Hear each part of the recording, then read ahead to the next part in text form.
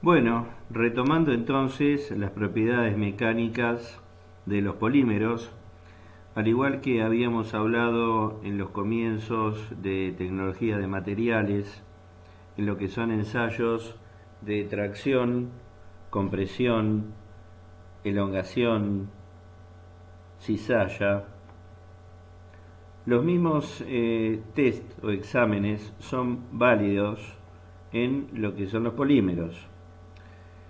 Diferirán el tamaño de probeta y las tensiones o las fuerzas aplicadas a los correspondientes dinamómetros, pero en definitiva se ensayan sobre una probeta de dimensiones determinadas, estandarizadas, del material que nosotros queremos probar, y en general para termoplásticos vamos a decir que la curva tensión de formación va a presentar una forma como la mostrada en pantalla. Una primera zona en donde, como vimos, va a ser de formación lineal, esto es, si le quitamos las fuerzas que están actuando sobre la probeta, no quedan deformaciones permanentes, sino que la longitud de la probeta vuelve a su estado inicial, pasando, digamos, una zona de linealidad o una tensión de linealidad.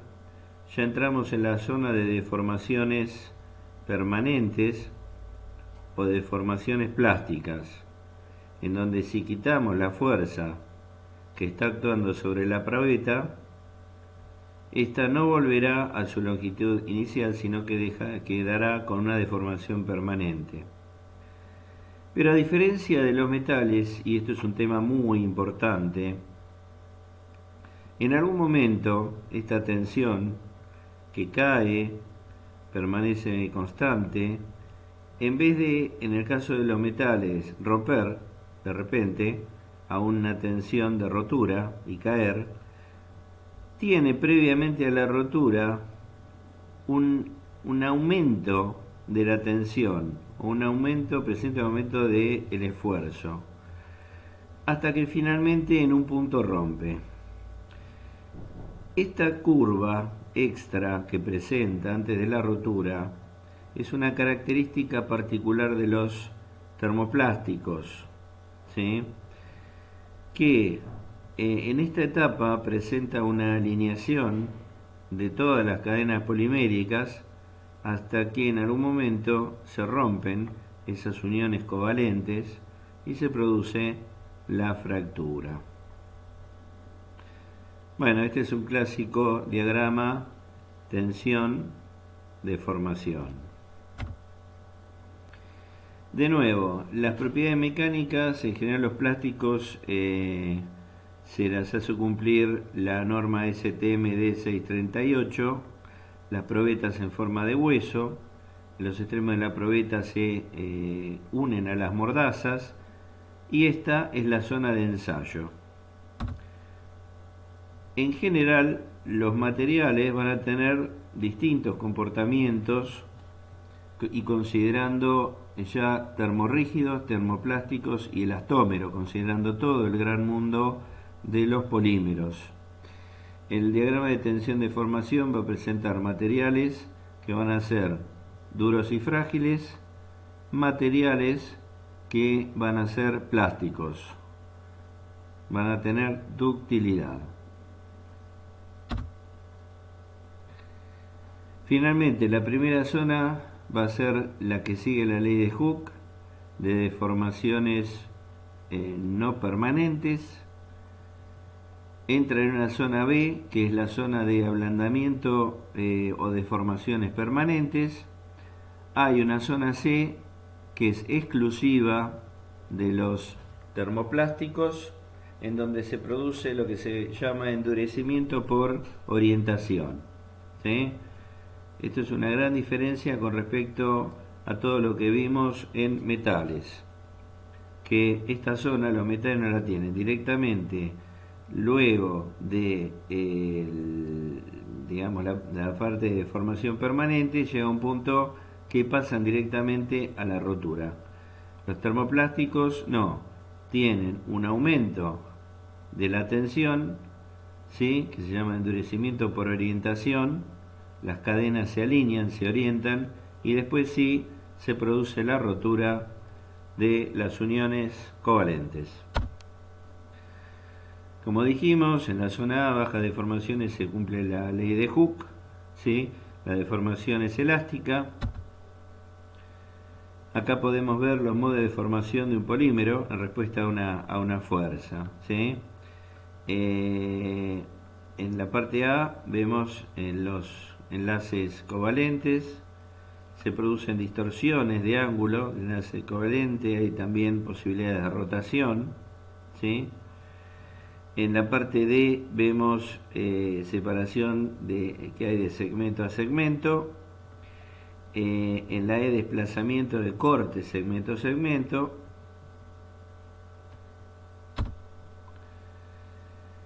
De las propiedades mecánicas, el punto de fluencia sigma I. En este punto o hasta este punto la deformación es elástica. A partir de este punto deja de ser enteramente elástica y comienza la deformación plástica. Este concepto, bueno, en polímeros no es muy preciso, ¿sí? No se encuentra bien definido, no hay una distinción clara entre los mecanismos, a diferencia de lo que se vio en metales. La zona B es una zona de ablandamiento por deformación. Una vez que se supera el punto de fluencia, disminuye la resistencia a la deformación plástica. En algunos materiales, esta caída en la curva puede quedar enmascarada. Hay una superposición en las zonas que vimos B y C. La orientación o el endurecimiento por orientación es típico de los termoplásticos. Las cadenas poliméricas se orientan en el sentido de la tensión aplicada y ofrecen mayor resistencia. La fractura ocurre finalmente por ruptura molecular o deslizamiento. Bueno, este es un gráfico central para comprender los diversos comportamientos de los polímeros, tanto termorrígidos, termoplásticos o elastoméricos. El A sería un material muy rígido y frágil. El B podría ser un material rígido y fuerte, el B. El C es un material rígido y tenaz, típico de un termoplástico. El D es blando y tenaz, ¿sí? La curva D ya puede ser de una vulcanización de un elastómero. El E es muy blando y débil. El A y B podrían ser curvas características de los termorrígidos. Bueno, aparte podemos tener algunos otros ejemplos. Tipo A, polímeros vítreos o también termorrígidos. En esta característica, digamos, a veces tienen una similitud. Tipo C son polímeros semicristalinos, ¿sí? Polietileno es un ejemplo, siempre que esté arriba de la TG, de la temperatura de transición vítrea. Y los tipos D en general los podemos catalogar como gomas. Bueno, acá entramos a ver algunas propiedades mecánicas, ¿sí? Relación de Poisson y módulo de Young. Acuérdense, módulo de Young es para los regímenes elásticos, tensión elástica. El Poisson es para corte, el E es más para un ensayo de tracción. El polipropileno en genérico, ¿sí? Tiene entre 1000 y 1500 de módulo de ion. Hay algunos que son más rígidos, por ejemplo como el poliestireno, el polimetilmetacrilato. Hay otros que tienen digamos un módulo elástico menor como el polietileno de baja densidad. El policarbonato en general es más alto, el PVC rígido más alto. El politetrafluoretileno en general es bajo.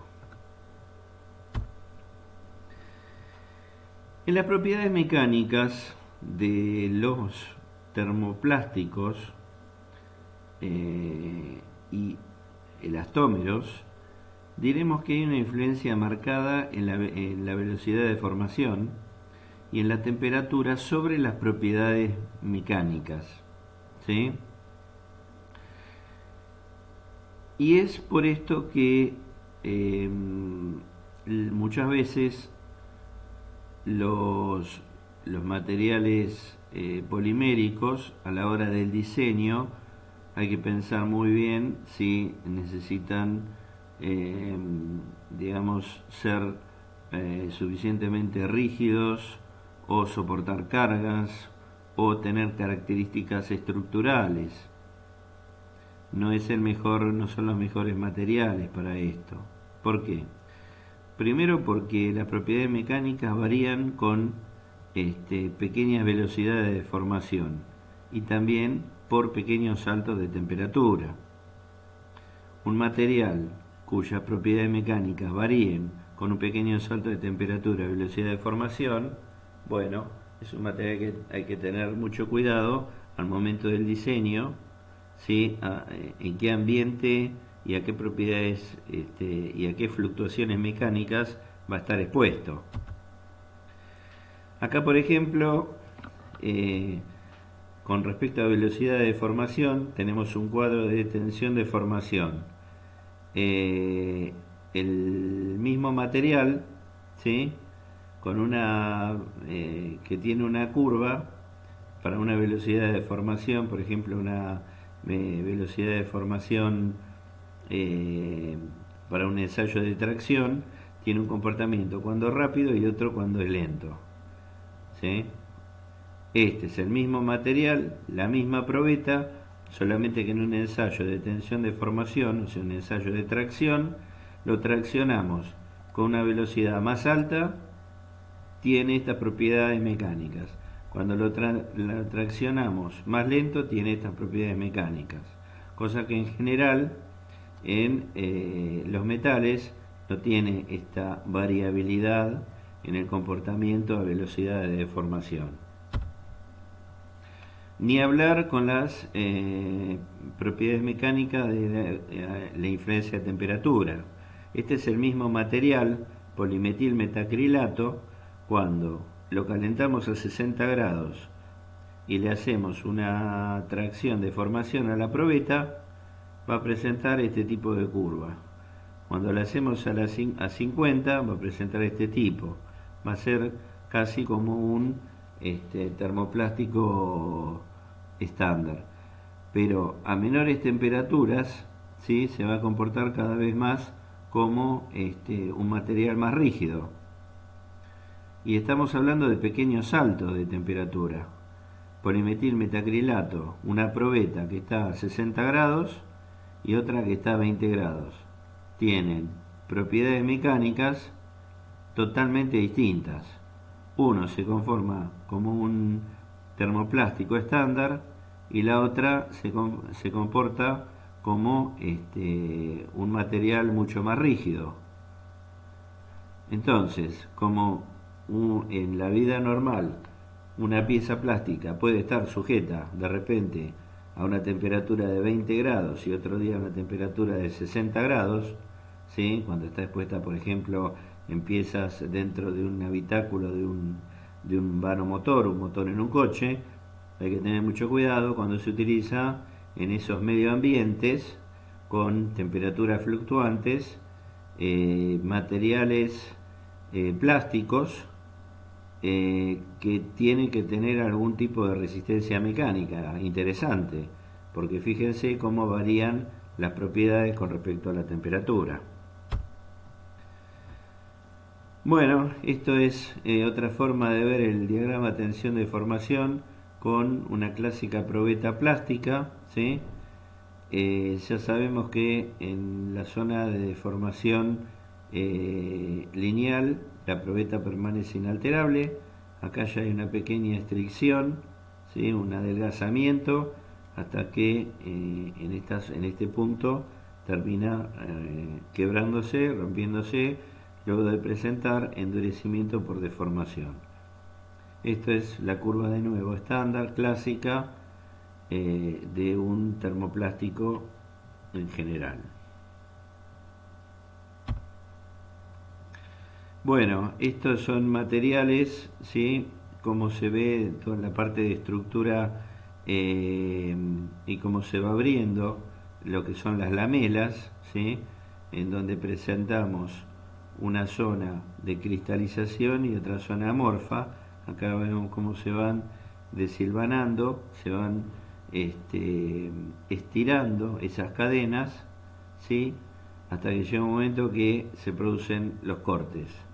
Llega una tensión máxima, tensión de rotura, donde se producen los cortes. Bueno, dentro de todos los materiales, podemos decir el material dúctil va a presentar una zona A, B y C. En la zona A tenemos la ley de Hooke, comportamiento elástico, y el módulo de Young, que define perfectamente al material. La deformación elástica del material trabaja solo la parte amorfa, ¿sí? En un amorfo o en un semicristalino. En la zona AB hay un comportamiento viscoelástico. El punto de fluencia, el yield point, el sigma I, acá es donde se forma la probeta, el neck, el cuello. Hay una disminución del área. Esta extensión del neck o el cuello se va alargando a través de la probeta. En la zona C, entonces ya vemos que hay un endurecimiento por deformación, también llamado en inglés strain hardening, hasta que llegamos a un punto de rotura. Acá vemos entonces la tensión en un gráfico de tensión de formación de polímeros. El caso de nuevo de influencia en una temperatura determinada, ¿sí?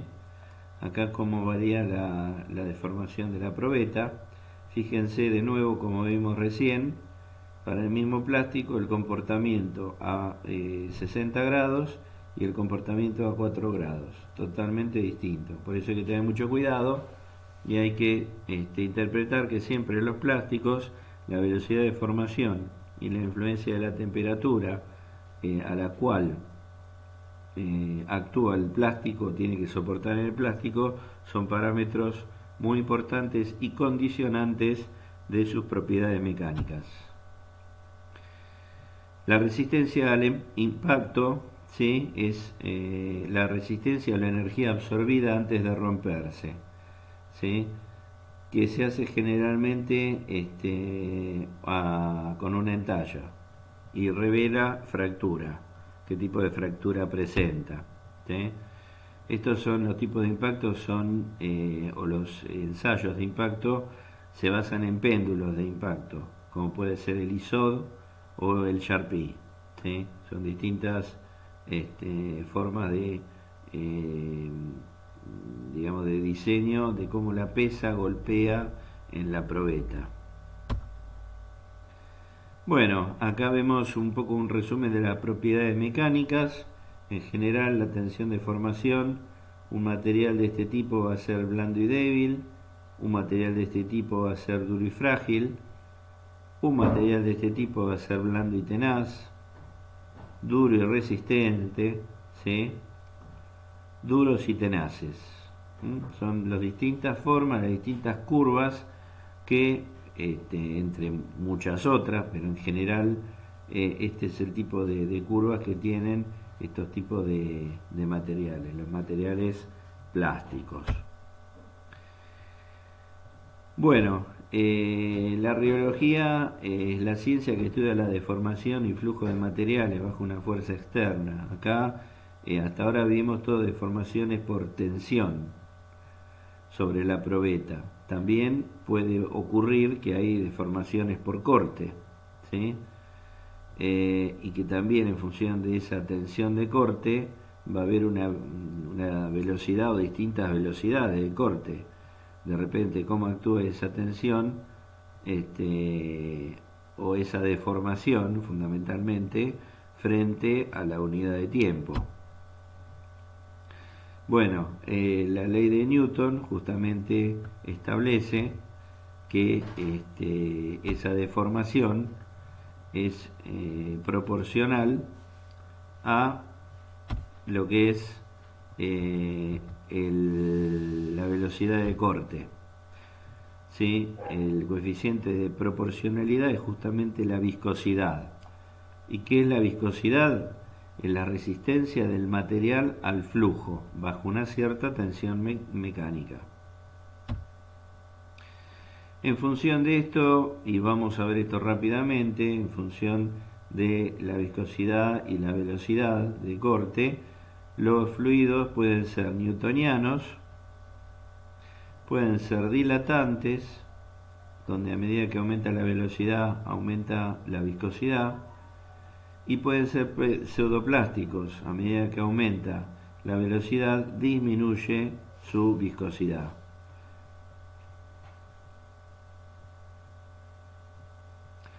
Los polímeros fundidos, ¿sí?, en estado de melting point, son pseudoplásticos. Su resistencia al flujo disminuye al aumentar el corte. Es por eso que pueden ser extruidos, pueden pasar a través de un formato de molde y se pueden hacer piezas.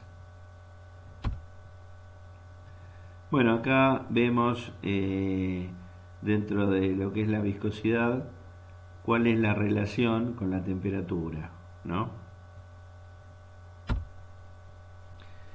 La temperatura es una forma efectiva de controlar la viscosidad, y esto estamos hablando ya entrando en procesos, ¿sí? Para cada termoplástico vamos a tener una determinada temperatura de fusión y TG si es un semicristalino, o vamos a tener directamente solo TG si es puramente amorfo, ¿sí? Vamos a tener, esto ya entrando un poquito en procesos y para que tengan un conocimiento rápido, a llegar por ejemplo a un semicristalino a una temperatura de fusión, y esas temperaturas de fusión siempre hay que tener cuidado que no sean excesivas, o sea, no dar por encima de esa temperatura de fusión demasiada energía para lograr la transformabilidad del polímero, porque podemos llegar a degradarlo. Bueno, así como estudiamos la temperatura, la relación entre la viscosidad y la temperatura, también podemos hablar de la relación entre la viscosidad y la presión. En general, en polímeros, este efecto de la viscosidad, como digamos, va aumentando en función de las presiones, se hace significativo a muy altas presiones. En cambio, la temperatura es mucho más sensible. Y en general diremos que cuando hablamos de propiedades mecánicas o propiedades reológicas o propiedades de servicio frente a cuán procesable es un polímero, diremos que la relación siempre es inversa. Contra más fácil es procesar un polímero, presenta las propiedades, digamos, de servicio o propiedades mecánicas no tan buenas, en general malas. Cuanto más difícil es la procesabilidad, generalmente las propiedades del servicio, las propiedades mecánicas del polímero van a ser excelentes. Eso es la relación que siempre se da. Contra más fácil extrudar un polímero determinado, contra más fácil procesarlo en una extrusora, en una inyectora, seguramente va a tener no tan buenas propiedades de servicio que si fuera un poco más difícil procesarlo. Esto es un tema costo-beneficio que hay también con el tema de scrap que se produce, o digamos material que nosotros tiramos cuando procesamos un polímero, ¿sí?, para transformarlo en una pieza.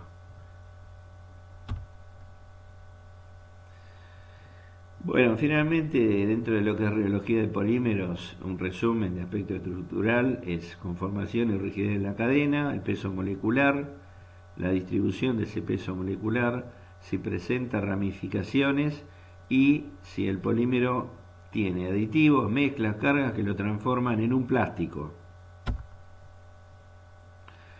Acá nosotros vemos diferentes conformaciones de cadena. Cuanto mayor es el radio de giro, mayor es la viscosidad.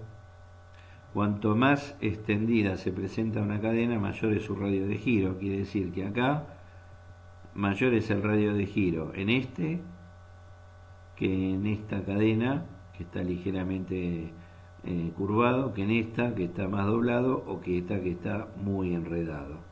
Si encuentra más enredado, menor radio de giro, entonces menor viscosidad. Cuanto mayor extendido se presenta una cadena, mayor es su radio de giro, mayor viscosidad. Bueno, ahora vamos a empezar a hablar de peso molecular promedio en relación a la viscosidad. El peso molecular promedio, el peso crítico, es por encima del cual los entrelazamientos moleculares comienzan a dominar la velocidad de desplazamiento de las moléculas. ¿Sí? En general, para polímeros comerciales, el peso molecular promedio está por debajo del peso molecular promedio crítico. Bueno, acá vemos distintos tipos de distribuciones de peso molecular, una distribución ancha A, una distribución un poco más angosta B, ¿sí? La A significaría que las cadenas moleculares del polímero, la longitud de las cadenas del polímero son todas muy distintas, ¿sí? Tienen todas distinta longitud, entonces la curva se achata. Esta tiene generalmente menor propiedades mecánicas, pero es más fácilmente transformable. ¿Por qué? Porque las cadenas fluyen más libremente unas de otras. La B es una cadena mucho más en punta, porque en la B las longitudes de las distintas cadenas de polímero son parecidas, no tiene la dispersión como la A. Entonces, en general, una B, ¿sí?, va a tener mejores propiedades mecánicas.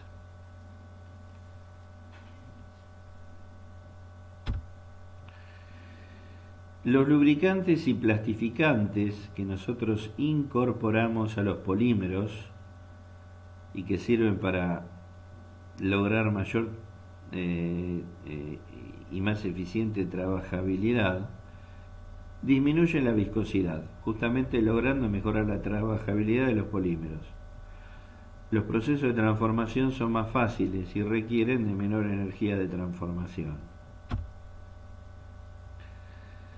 Todo polímero entonces está constituido por la resina, que es la base del polímero. Pueden ser naturales, artificiales o sintéticas. Cuando nosotros le agregamos modificantes, lo transformamos a este polímero ahora sí en un plástico. Dentro de los modificantes tenemos los plastificantes, que son materiales líquidos o sólidos que al mezclarse con las resinas permiten fluir a las mismas más fácilmente, disminuyen la viscosidad, mejoran la trabajabilidad de los plásticos. En general, un plastificante debe ser compatible, o sea, permanecer en su sitio, no migrar durante toda su vida, no autodegradable y no degradar a la resina, no atacar a la base del polímero. Debe tener alto rendimiento, poca cantidad debe servir a los fines, no debe ser tóxico. ¿Sí? Otro tipo de cargas son los estabilizadores. Son sustancias que agregadas a la base del polímero no permiten la degradación de la misma ante agentes externos. Por ejemplo, estabilizadores tipo anti-UV. Otras son las cargas. ¿Qué son las cargas? Materiales insolubles en polvo, grano o fibras que sirven para aumentar la moldeabilidad, la resistencia eléctrica, la resistencia al calor, la tenacidad. Otro tipo de elemento que nosotros le agregamos son los pigmentos, que dan color. Otros son los lubricantes, que disminuyen la fricción. Bueno, todos estos entonces son todas tipos de cargas o modificantes en general que nosotros le podemos agregar a un polímero para transformarlo, ahora sí, en un plástico. Acá tenemos distintas propiedades mecánicas a temperatura ambiente de distintos polímeros, desde un polietileno de baja densidad, uno de alta densidad, un PVC, un PET, propileno, poliestireno, etc. Acá vemos entonces, o empezamos a ver polímeros de mayor consumo y las unidades monoméricas que lo conforman. Por ejemplo, en un polietileno, la unidad monomérica deviene del etileno. El policloruro de vinilo, ¿sí? Depende o deviene del monómero vinilo. Politetrafluoretileno, la cadena carbonada, en donde no presenta hidrógeno sino flúor. Polipropileno, uno de los hidrógenos está reemplazado por un grupo metilo. Poliestireno, un grupo está reemplazado por un benceno. Vamos a dejar acá esta clase y vamos a retomar la próxima, ya empezando polímeros de mayor consumo.